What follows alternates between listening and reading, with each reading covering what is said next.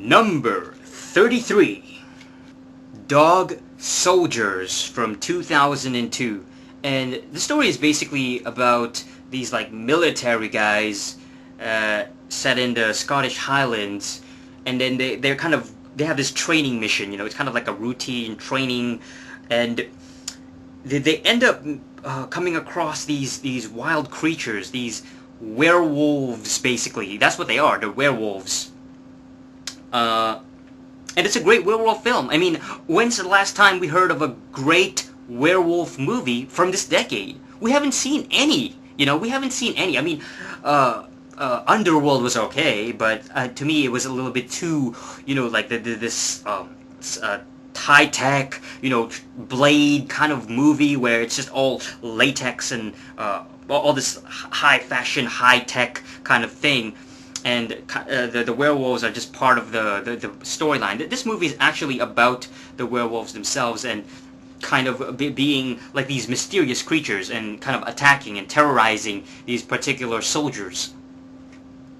Well, I'm not actually 100% sure if they were soldiers. Yes, they are soldiers. I kind of think in my head that maybe there's something else, like more like a military tactician, as opposed to actual army soldiers. They are soldiers anyway, but it's a good movie. I mean, this movie reminds me of something like Predator, where you have kind of these tough military cats, military dudes getting hunted by even more vicious animals, vicious predators. In this case, they're werewolves, flesh eating, trying to hunt them down and trying to kill them, and they're basically stuck and barricaded in this particular house in the middle of the frickin' Scottish woods, man. And so they have to survive. And I just like the atmosphere of this movie. I like how they were able to not be so cheesy with it, because the special effects are very prosthetic and very something that you would see from a 90s movie or maybe even an 80s film where it's a guy, in a costume, in a werewolf costume. But the way that they did it in this movie, Dog Soldiers, is really well done. It's really the werewolves are intimidating. I mean, the werewolves look like they can actually kill you and rip you to shreds. They're very scary, and I mean, I recommend this. It's a very underrated film, man, Dog Soldiers, go check it out, man. 2002.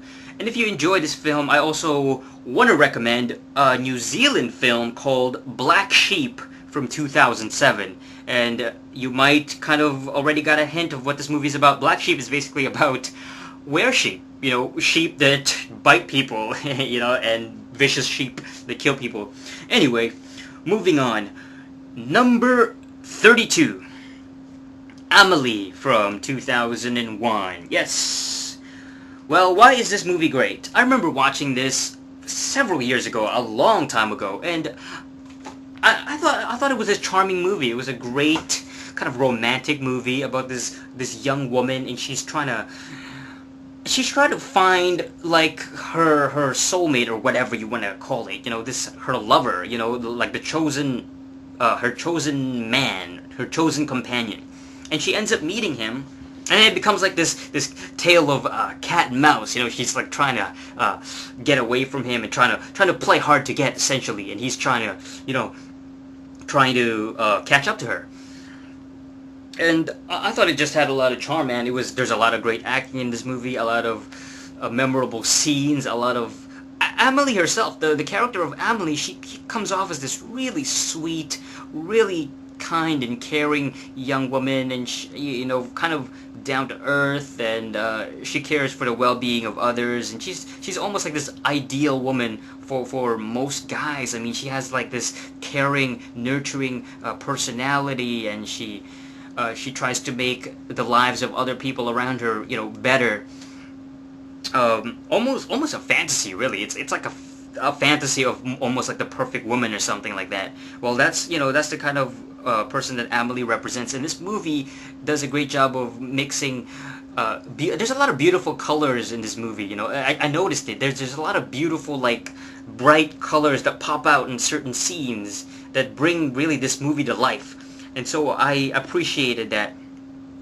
At first, I kind of felt that this movie was somewhat on the overrated side, but at the same time, the first time I watched it, it was really it's still a legitimately well done movie. You know, even though like maybe you wouldn't want to watch it again, it's still a really well directed film. Great acting, and you know, this movie is for people who are looking for something that feels genuine when it comes to romantic films. So, you know, that's Amelie Poulain, if I'm not mistaken. It's a French film, by the way. So, try to find the original French version with the translations, you know, English translation, English subtitles. And I also want to recommend, if you enjoy this film, you might want to watch Too Beautiful to Lie. And this is a South Korean film from 2004. And in some aspects, it's similar in the sense that you have this female kind of young woman, and she ends up falling in love with a guy, and it's kind of this unexpected romance, and she ends up kind of helping along and helping the people around her, kind of, you know, because, you know, there's a crisis, and she ends up helping the people around her. So there you go. Number 31, Boiler Room from 2000. This is honestly, in my opinion, Vin Diesel's best performance. Now, some of you are thinking, Vin Diesel, what are you talking about? Vin Diesel is just an action dum-dum guy. You know, he's just one of these big brutes that make movies like Triple X and frickin' Riddick.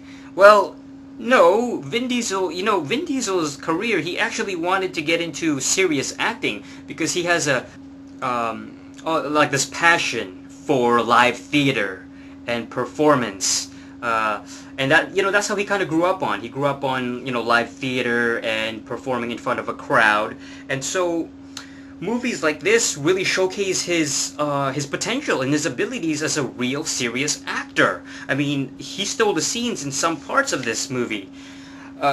Basically, the movie is about these frickin' investment people. They pose as like these insurance investment, if I'm not mistaken, you know, kind of like, well, what's called PJ and Morgan is the name of the company, and they try to get people to invest in their company, but it's kind of a crime, you know, it's a criminal, essentially outfit where they would scam people out of their cash. You know, they would promise them that, oh, their stock would go up and they would get more money at the end, but in reality, they would fool people, and they would phone people and get these innocent, like, victims, basically, to invest their money in their company, and then at the end of the day, nothing happens to the stock. The stock may fall down, it may rise, but the company's this criminal kind of organization ends up taking all the profits, taking all the cash from the investments, and unfortunately, a lot of people get scammed.